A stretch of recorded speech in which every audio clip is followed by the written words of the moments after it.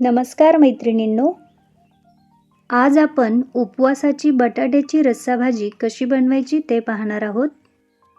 तुम्हाला देखील खिचडी किंवा दही खाऊन कंटाळा आला असेल तर तुम्ही अशा प्रकारे झटपट म्हणजेच अगदी 5 ते 7 मिनिटांमध्ये तयार होणारी ही भाजी एकदा नक्की बनवून पहा. भगरीची भाकरी, भात, धिरडे किंवा भगरीचा डोसा यासोबत ही भाजी तुम्ही खाऊ शकता.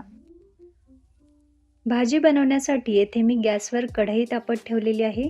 त्यामध्ये आवडीप्रमाणे शेंगदाण्याचं तेल घातलेलं आहे. 2 मोठे चमचे येथे तेल मी वापरलेले आहे. तेलाऐवजी येथे तुम्ही 2 टेबलस्पून तूप देखील वापरू शकता.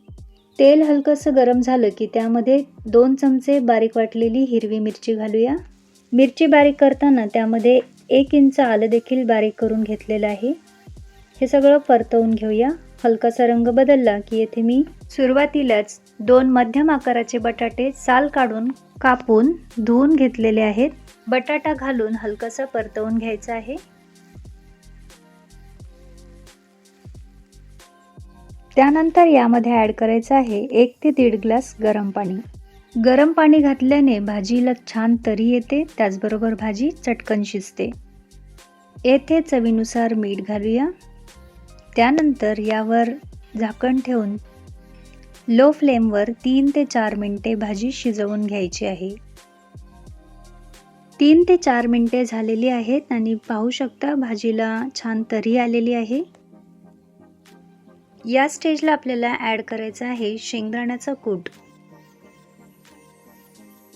येथे मी 2 मोठे चमचे कूट घातलेला आहे. कूट घातल्यानंतर पुन्हा एकदा भाजी मिक्स करून घेऊया. कन्सिस्टन्सी पाहूया. जर तुम्हाला आणखी घट्टसर भाजी हवी असेल तर आणखी कूट ॲड करू शकता. बटाटा देखील छान झालेला आहे. पाहू शकता अगदी सहज तो फुटला गेलेला आहे, म्हणजे आपली भाजी रेडी आहे. चला तर मग भाजी डिश आउट करूया.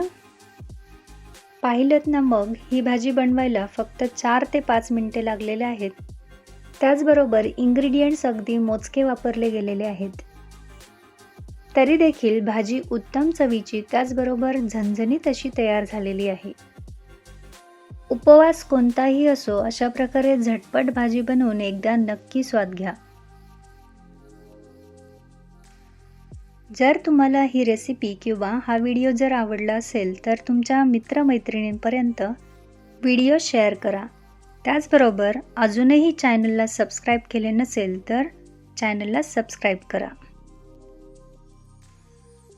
चला तर मग पुन्हा भेटूया नवीन व्हिडिओसोबत.